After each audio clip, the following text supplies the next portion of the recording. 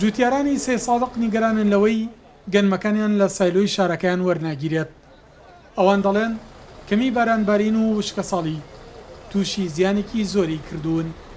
لە ئێستاشدا ئەو بەرهەمەی بە زەحمەت و تێچوونێکی زۆر بەرهەمیانێناوە لە سایلۆ ڕەدەکرێتەوە یاخود بە نمرەیەکی کەمتر وەرەگیرێت. ئەو مەرجانەی بۆ وەرگرتنی گەنمیان ساڵ دیاری کراوە هۆکارێکە جوتیاران ڕوبەڕووی زیان بکاتەوە. ئەمە گەنمەکەیە نە کوێری تایە نە خۆڵی تایە نە بەردی تایە نە داری تایە. ئەمجا وەڵاهی من هەموو ساڵێ 150 تەن 200 تەن گەنمم بووە سایلۆکە دەزانێ ئیمسان ناچێتە 70 تەن گەنم. بە قورئان 16 ملیۆنم لەسەر مەسرف کرد. ئەی خۆ حکومەت دەبێت بڕیارێ بە ئێجاری ئێمە هەر و پێ پەتی نەگەڕێن. خەڵک لێساری داوە خەڵک کوتی کڕیوە خەڵک گەنمی کڕیوە کاتی خۆی بەگران ئێساریتیوە ئەوە گەنمەکە شەلی وەرناگرێت.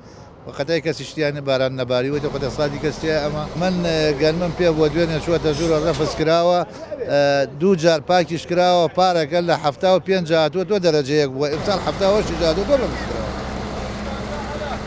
وەڵای گەنمەکانمان وەکو پار دەرەجەی نییە. من دووبارە ماوردە یەکێکیان ڕەبزە یەکێکشان دەرەجە سێ. من گەنمم نەبووە لەم سایلۆ دەرەجە دووێ هەر نەمبووە وەکو خۆم یەک کەس بڵێ گەنمێکی دەرەجە دوو بووە.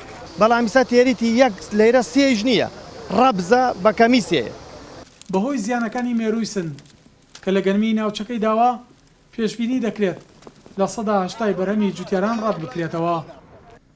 بەمەش جوتیاران تووشی زیانێکی گەورە دەبن. بۆیە داوا دەکەن لایەنە پەیوەندیدارەکان لە سەراستی حکوومەتی هەرێم و عێراق هەوڵ بۆ چارەسەرکردنی کێشەکانیان بدەن. سەلاح جەمیل، کورسات نیوز، سێ سادق.